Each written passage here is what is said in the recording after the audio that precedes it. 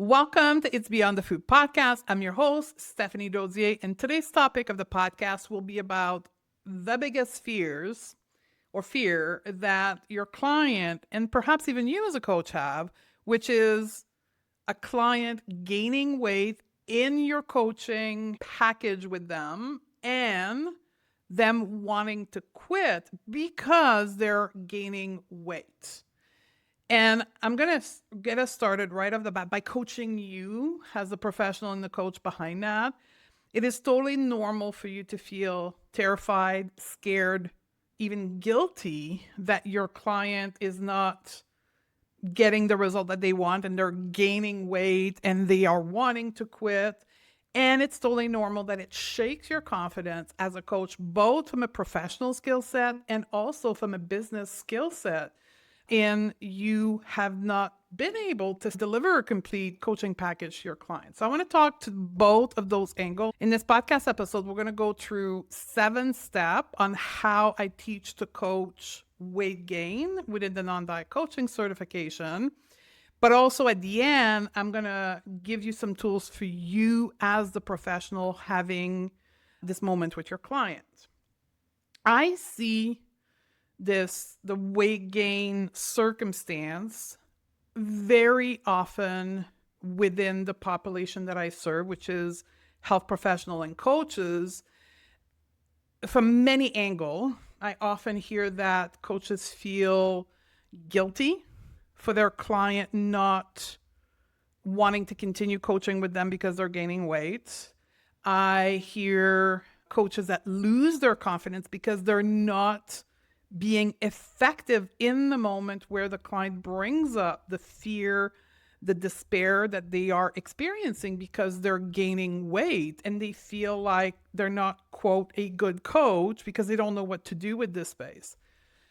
And they end up freezing, they end up mumbling through it, avoiding the topic, trying to fix the despair that their clients are experiencing. And the podcast came from that space of, for me, seeing this over and over again, being able to help my student within the non-diet coaching certification, but seeing many other people that I'm not working with experiencing that fear and hearing about it, particularly in the biannual survey that we do with health professionals who are weight neutral. And if you are one of those professionals who contributed to the survey we did in June, thank you very much. And if you are part of our email community, you'll get another one likely in November where you can share these struggle and this fear that you have. So this is for you. This is for all of you who are not in a non-diet coaching certification, who are having a struggle with that. So before we get into the 7th step, I want to explain the different framework or the different philosophy or value that these 7 steps were built from. So in a non-diet coaching certification, we use different framework.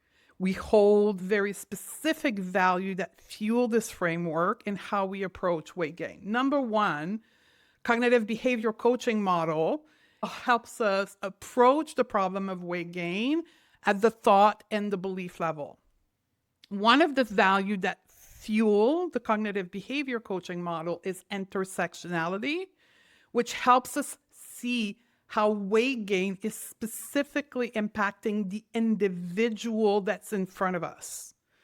We also have a trauma-informed approach because we believe that weight stigma, the fear of fatness or the fear of weight gain, and dieting is a traumatic experience. So we combine both the cognitive with cognitive behavior coaching framework, but also a nervous system regulation approach. So we bake the two in the approach to weight gain. We also believe in a collaborative model of coaching, which is where we work with our client to help them find the right answer for them. We believe in the agency of our client, which is often what diet culture strips from them by telling them they're not, quote, good enough to know how to eat, to know how to take care of themselves, to know how to exercise, and they need this, quote, guru, an expert to tell them what to do. So part of our healing framework is to help our client regain their power and their agency. So we use the collaborative model of coaching.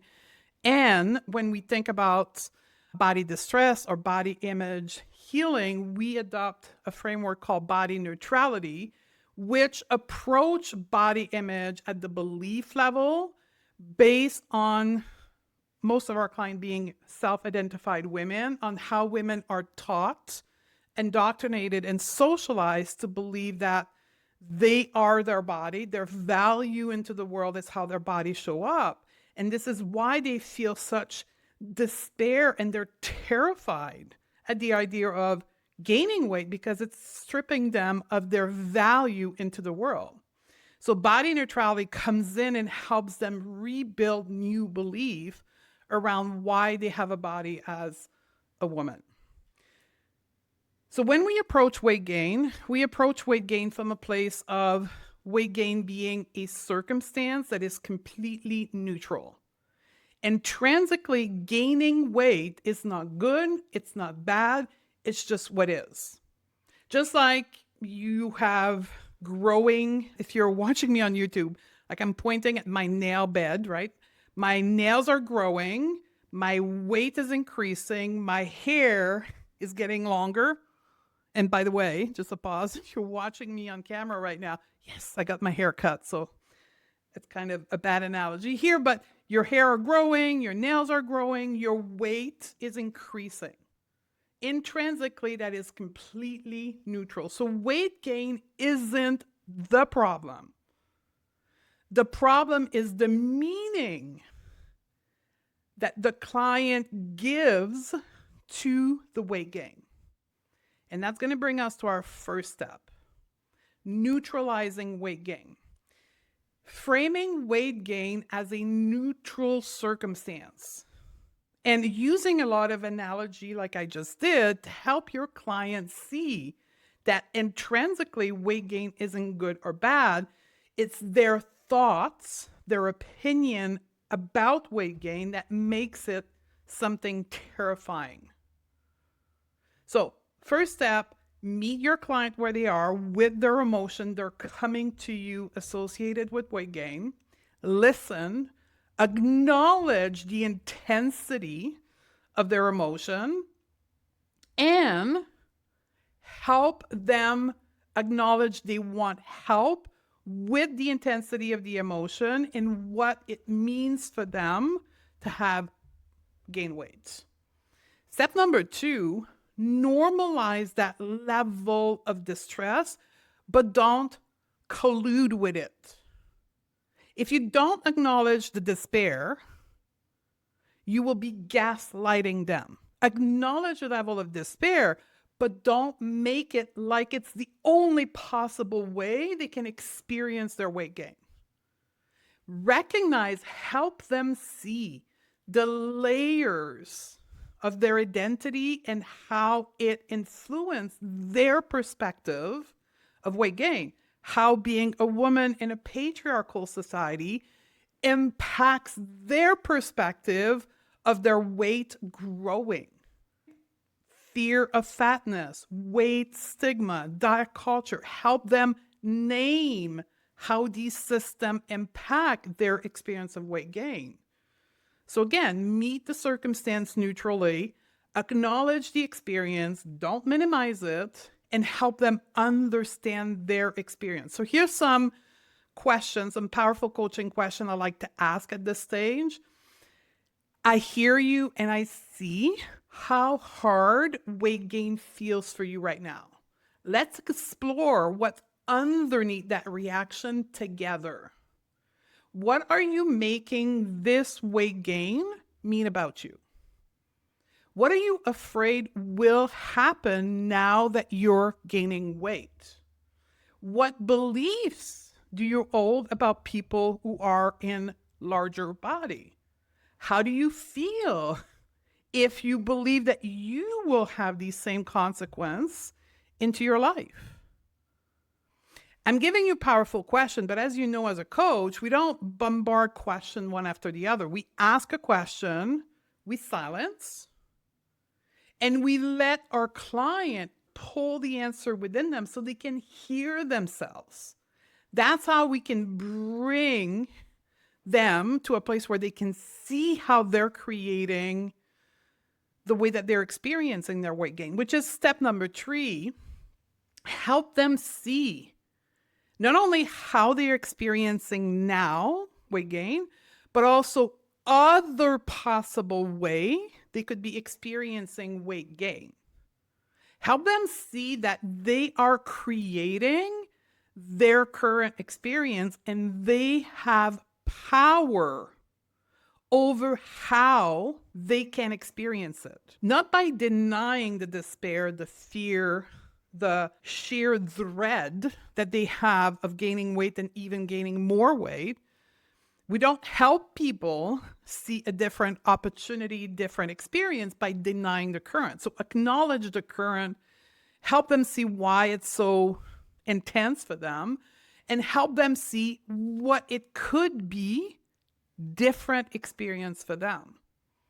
So a couple of questions you could ask is, what are you thinking will happen if you gain weight right now? Is it true that all these things will happen? Have them, through your coaching question, walk through the actual truth of every one of those fears that they hold within them.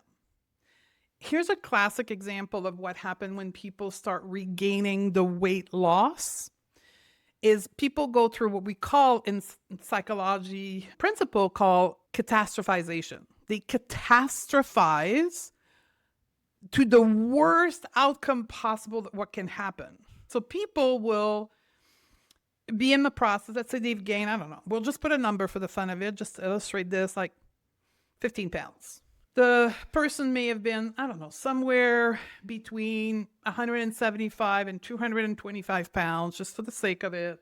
When they realize they're gaining the 15 pounds, either because they step on the scale, their pants doesn't fit anymore, and they come to your session, some of them will present with what we call cognitive distortion of catastrophization and say, oh my God, I'm going to gain 500 pounds.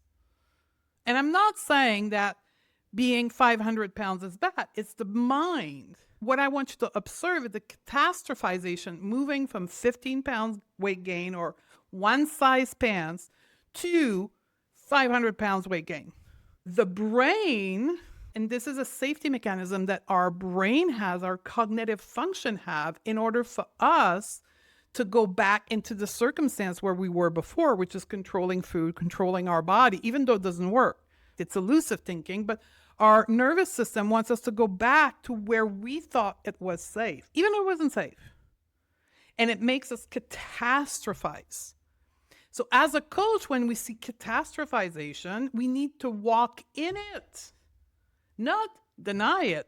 Okay, are you saying right now that you're thinking because you've gained a pant size of 15 pounds that you're going to gain 500 pounds? Is that what you're saying?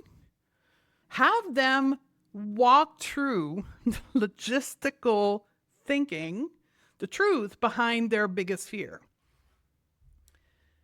So that's step number 3. Help them see other possible way of thinking. And very often this back and forth argumentation between you and your client and their thought will get you to a place where you can ask, so what actually can we do here? What actually is the potential outcome that will happen out of your weight gain? When we remove all the catastrophization, all the worst case scenario, what truly can happen? Step number 4 is when we bring in the nervous system into the conversation. When we actually teach our client and co-regulate with our client to help them move through the panic, the despair, the shame. Because what we have to understand again, it's a reaction from our nervous system to trigger fear, despair, shame, dread. It's not a response. And the key for us in coaching is to bring back our client in a state of response versus reaction.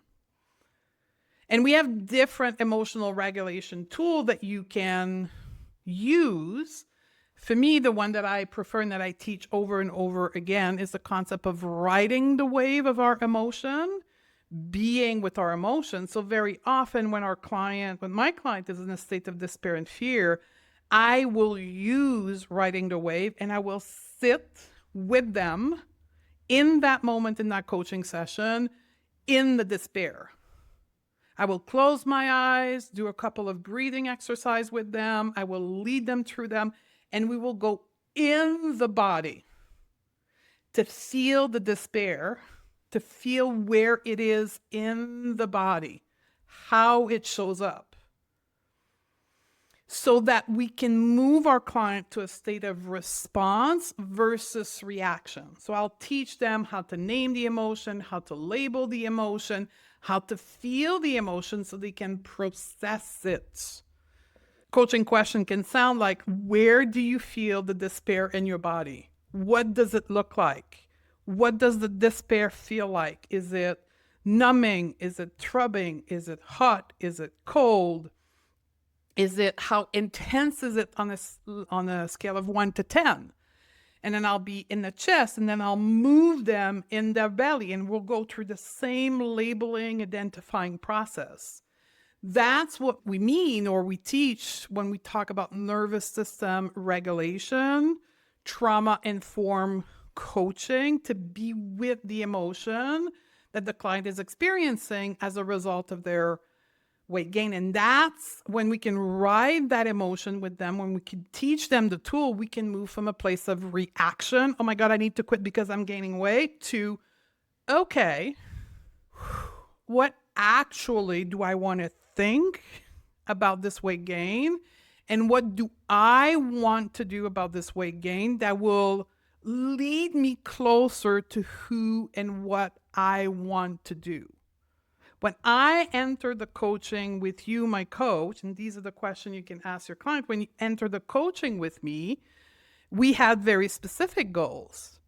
How can we reframe this weight gain experience so we can get closer to these goals? Because none of these goals were weight loss. Because when we onboard our client, and I'm talking here to practitioners, to professionals who do not sell intentional weight loss. So when you set up your goals with your client for your coaching relationship, it's 99% was not intentional weight loss. So we're still on this journey of achieving these goals that you had with me. How do we need to think, feel, and react towards this weight gain so we can continue to pursue those goals that we have? And that's step number 5, explore other solutions. Help them find other solution than quitting, than being terrified, than being frozen in the moment in this weight gain experience. And part of this step number 5 is you, with your professional training, being able to offer other options beyond intentional weight loss and dieting. That's where we can offer body image healing. And very often this is the stage where, for some of my clients, they entered into a relationship of coaching with their client around eating behavior, be it stopping binging cycles, stopping emotional eating. The weight gain happens, and then we introduce the solution of body image healing. If it's not yet in your relationship of coaching with your client, this is one of the other options. This is telling you that your client in front of you is experiencing severe body dissatisfaction, and their value into the world is tied up to the way they look. And that despair, that sheer panic they're experiencing because of weight gain, is just a sign of how they need to unpack what does it mean for them to have a body and who they are as a person into the world if they're not a, thin-bodied person. So body image healing is another option. Helping your client create confidence coaching that is not reliant on body size. Health promoting behavior beyond intentional weight loss. What does it mean to pursue a better health that is accessible to them without being it about reducing the size of their pants. So a non-diet approach to women's health. Now, you will need to put these out there to remind them that all of this is possible, even though they're gaining weight right now. Help them get clear by offering different solutions, testing every one of these solutions within them. How does it feel for them to, for an example, work on their body image? What does it feel like for them to pursue health even though they're gaining weight? Help them make a decision that will help them get closer to the goal they wanted to achieve to work with you. And that's step number 6, hold safe space for them to make a decision. Not to tell them what to do, but to make a decision that is aligned with the desired outcome they sign up in coaching with you. Now, how do we hold safe space? Primarily by holding neutral stance, non-judgmental, non-critical, non-opinionated space. You need to hold that space where they can explore every option and they don't sense that you, as the coach, think that this option is better than the other one and this option should not even be explored. Your ability to remain neutral in that coaching conversation without expressing opinion is what will create a safe space for them to make a decision. And for many clients, when it comes to health, to weight, to food, they're not used to that. Because diet culture, patriarchy has trained women to default to other people making a decision for them when it comes to their body, to their nutrition, and to their health. So that last step of holding safe space could be quite uncomfortable for your client because they're going to consistently come back to you and say, so what should I do? What is the best option for me? And you constantly have to deflect back to them as to what is the best decision for them towards the goal that they had when they started to work with you. Because remember, a coach role is to help their client achieve their goal. So when you set up the goal at the beginning of your relationship with them, which is a whole other technique, but you set goal, these goals is what you're working towards while the weight gain happen. But you need to get back on track to help them achieve the goal that they have in working with you and stay true to helping them get to their desired outcome in your relationship with them. Now, I'm going to get to you as a coach. That's step 7, if you want. But I want to say this. That fear, that dread, that sheer panic that people have when they gain weight is why people hired you. I want you to be really conscious of that and sitting in that.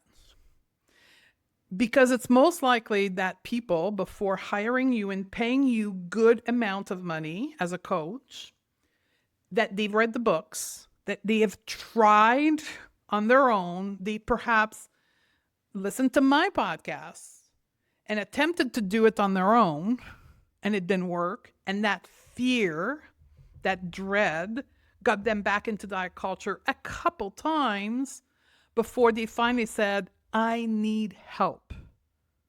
So that moment of weight gain has happened times and times over.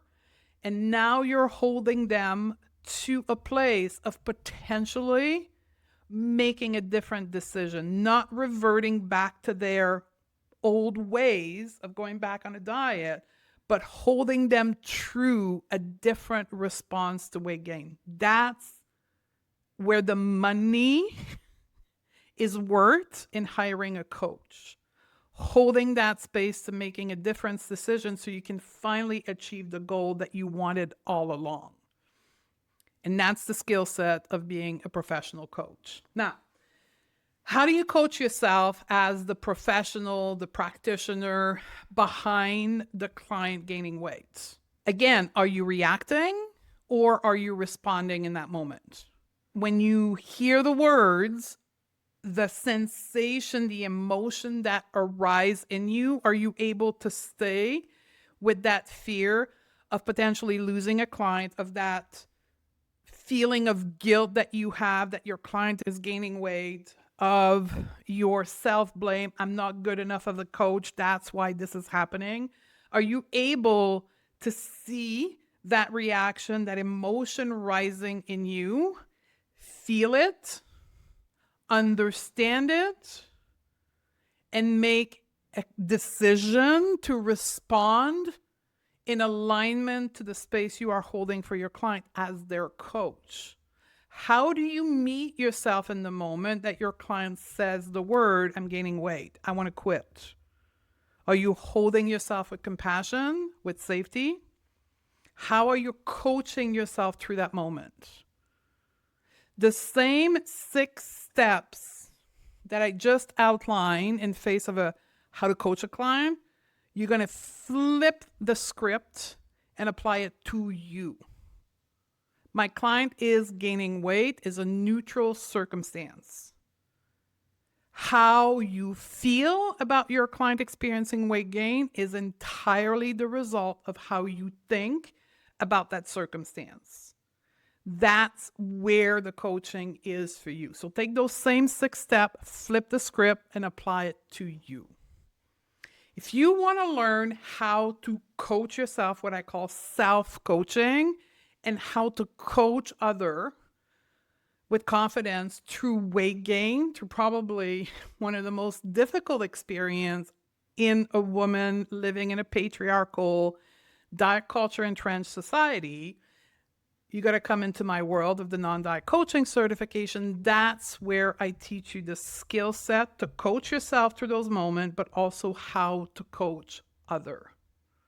We're going to teach you all the techniques and the framework that will enable you to deliver those 6 steps to your client from a place of neutrality, from a place of confidence. The next cohort for the non-diet coaching certification, if you're listening to this in a timely fashion, will happen October the 13th, 2025. And if you're way past that date, that's okay. Still come onto the wait list and we'll notify you for the next cohort happening in 2026. And if you want to join the October 2025 cohort, still get on the wait list because there will be specific bonuses and pricing for people on the wait list. It was a pleasure being with you. I love you, my sister, and I'll see you on the next podcast.